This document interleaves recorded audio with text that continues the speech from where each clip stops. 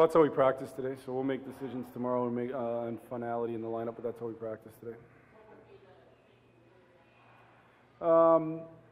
We still like to get 2% better. You know, I think we're on a quest to continue to try to improve as a hockey team, and I think we ground our way into the playoffs, but we'd still like to continue to be better. And sometimes those two together, the spark that they provide, not only each other but our team, can be a real positive thing. So we'll see.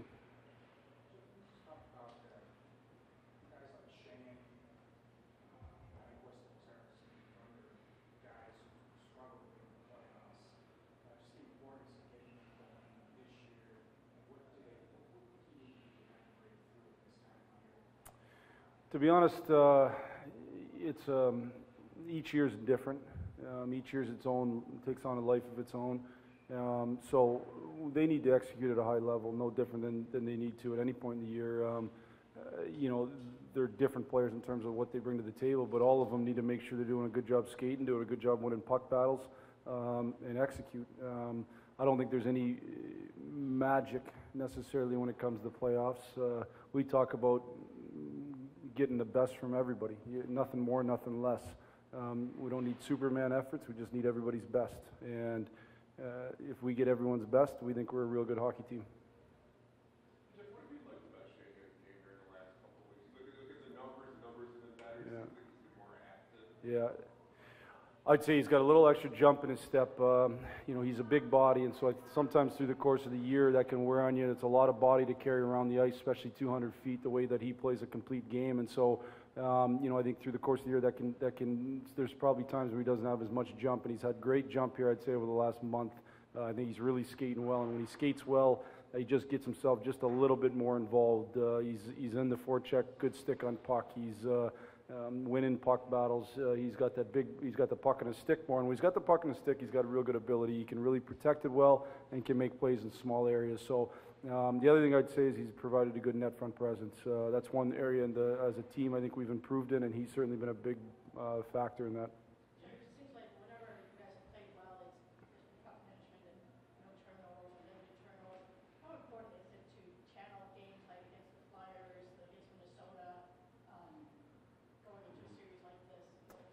Well, there's no question that we're at our best when we're managing the puck, and we're certainly going to have to do a good job of it against Tampa. They do a real good job of putting pressure on you and creating turnovers, and I'd say they feed on turnovers lots of times. So we're going to have to manage the puck for certain. The best way to do that is one, be connected as a group of five, and two, communicate. And we've really emphasized making sure we do a good job talking so the guy with the puck knows where the other players are, and they got to make sure they want the puck. But it'll be critical in this series, there's no question about it.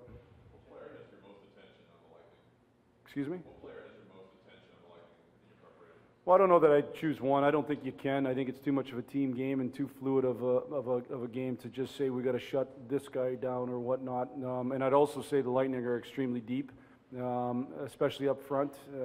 They've got a number of guys that I think can hurt you, and guys that have a lot of skill that if you're not careful with the puck, you'll be in trouble. Obviously, Ben Bishop's had a great year. I would say as good as anybody's in the league.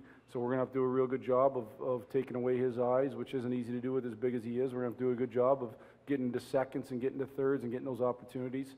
So he'd be one guy that obviously has had a great year, but I'd also say the whole team's real deep.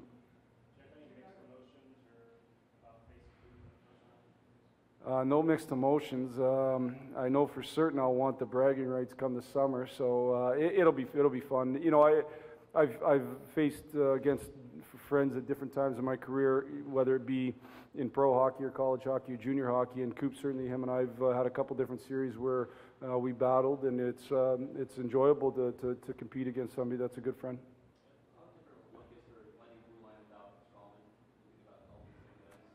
Yeah, you know, he's a very good player, there's no doubt, but again, I'd say, you know, that gives other guys opportunities to eat up more minutes, and somebody like Hedman can certainly eat up lots of minutes.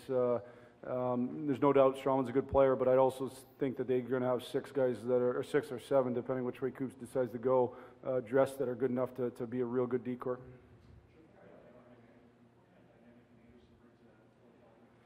Well, Anderson, you know, it's funny, we look back at film of previous playoffs and even last year, you know, he showed up in a lot of good clips against Tampa. I mean, Anderson's somebody that's been around. If you remember, you do remember the playoff series against Anaheim into Chicago a couple of years ago. He's a third-line center. He's got playoff experience. He knows how to play the game, knows how to. Lots of times in the playoffs, you just have to manage your shifts, and sometimes nothing's going to happen, and you got to be okay with that. And he's a player that's okay with that. He's not going to force something that's not there, but he's a good enough player to make a play that when it is an opportunity to be there. The other thing he brings is his depth on penalty kill. You know, it's something that we chose through the season to not necessarily bring up, but we knew come playoff time, it was a good likelihood we wanted to have 5 guys sitting on our bench that we felt comfortable killing. And so with you know, with him and then Athanasiou, we feel like we've got a couple extra guys that we can use in different areas. Athanasiou doesn't win enough faceoffs to put him out in a D-zone faceoff situation on the penalty kill. Anderson does. Athanasiou brings a little more speed, obviously, so he does a real good job on the PK forecheck. So it gives us lots of flexibility on the PK.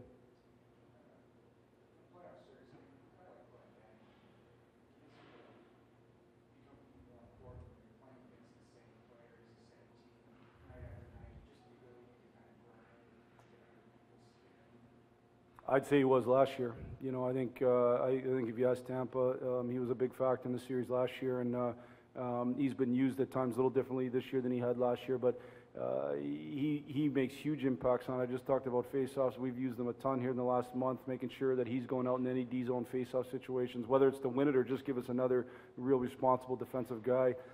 He brings a physicality, so as you're matching hit for hit against each other, physicality can take its wear on teams, and he can bring that physicality, leverages his body great. He's, to me, a playoff-type performer. So we expect him to, for us to be successful, he'll have to have a big impact on the series. Jeff, when you talk about playoff performers, too, any kind of intrigued or excited about what Richards could possibly bring to the table? I mean, this time of year in the past in his career, he usually raises his level of play and whatnot. Are you expecting that again during this time? There's no question that he's done that throughout his career, and even as recent, obviously, as last season. Just think about the winning goal there in I think it was Game 6. He's got an ability to be calm under pressure, and so as the pressure increases, as the moment gets bigger, he stays calm. And I thought he did that against the Rangers. I thought he was one of our best players against the Rangers the other night. I thought he was great against Philly this past week in Game 80. He just does a real good job with that. So he knows how to manage his body throughout the course of the year so that he's in a good spot come the end of the year. We've got him up on in the top few lines. We did that on purpose because of the fact that we think he's a guy that when, again, the pressure increases, he stays calm and is able to continue to make plays.